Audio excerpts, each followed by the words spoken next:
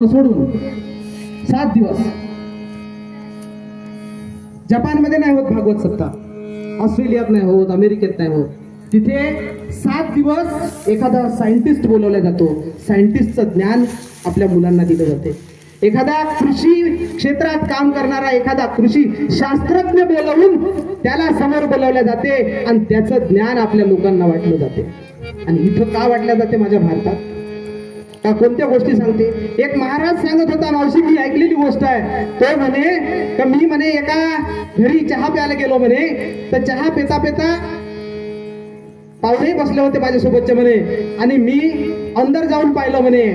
तर अंदर जाऊन पाहिलं तेव्हा चहा फुकत होती म्हणे. चूल होती तिच्या घरी. चहा फुकता फुकता तिच्या तोंडात होता म्हणे तंबाखू. तो तंबाखूही म्हणे चहात गेला.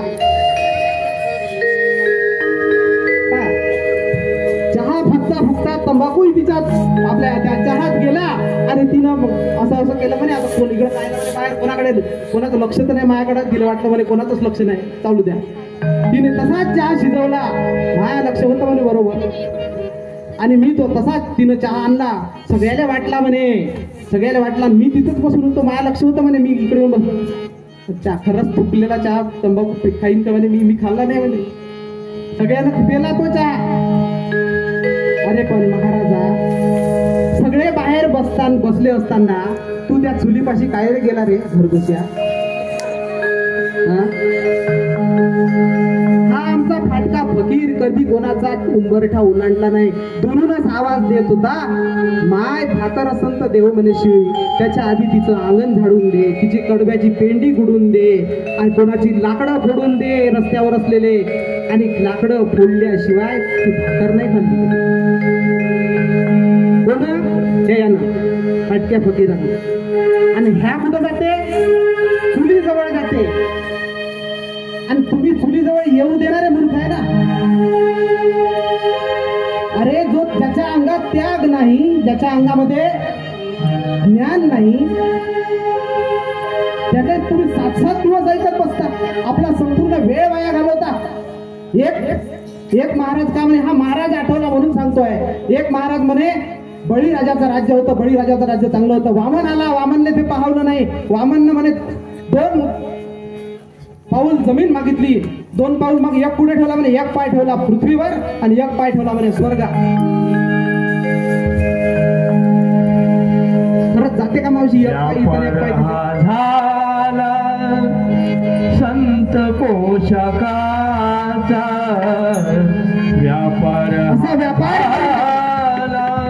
संत पोषकाचा आमाशी तयाचा गीत आला, आमाशी तयाचा गीत आला.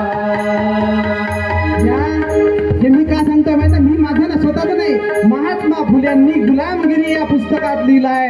जर म्हणे त्या वामनानं एक पाय पृथ्वीवर ठेवला आणि एक पाय स्वर्गात ठेवला तर त्याची फाटली नाही का रे म्हणे?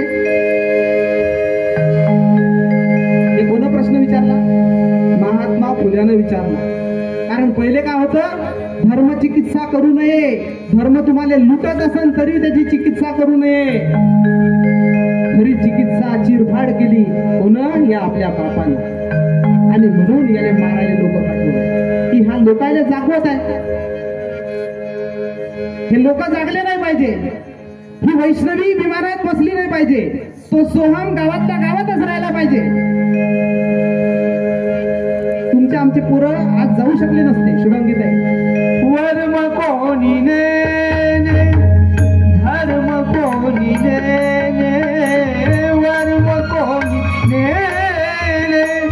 वर्म कोणी ने, पोटासाठी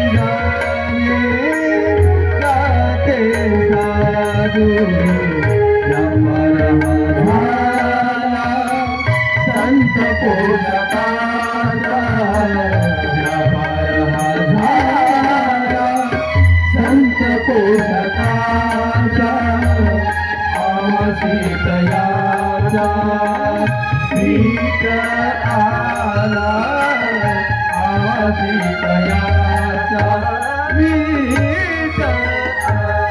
म्हणताय व्यापार हा झाला संत पोशाखाचा आम्हासी तयाचा वेट आला म्हणताय राष्ट्रसंत तुकडोजी महाराज. अरे हे ढोंग करताय म्हणजे हे सगळे त्या ढोंग्याच्या मागे आपणच लागतो मावशी. एक महाराज म्हणे माग ती तुकाराम महाराज काही विठ्ठल भक्त नव्हता म्हणे. तुकाराम महाराजासारखा असाच फालतू माणूस. त्याने सांगितलेले शब्द आम्ही तुम्हाला सांगतो पण त्याच्यावर कोणतीही कारवाई झाली नाही. तो म्हणे तुकाराम महाराज असा फालतू माणूस होता, त्याला काही विठ्ठल प्रेम वगैरे नव्हतं. त्याची बायको त्याला अशी सुताडे म्हणे धरून चुलीतल्या काड्या घेऊन त्याला मारे. मग बायको एवढी गजाब होती, बायकोच्या त्रासामुळे तो त्रासे आणि मंदिरात जाऊन बसे आणि मंदिरामध्ये तो म्हणे विठ्ठल विठ्ठल विठ्ठल. खरंच असा होता का तुकाराम महाराज? त्यानं म्हणलं काय अशा अफवा पसरवत आहे लोक माहित आहे. कारण त्यानं अभंग लिहिला वेदांचा तो अर्थ माझीच ठावा येरांनी वहावा भार माथा. अरे वेदात वेद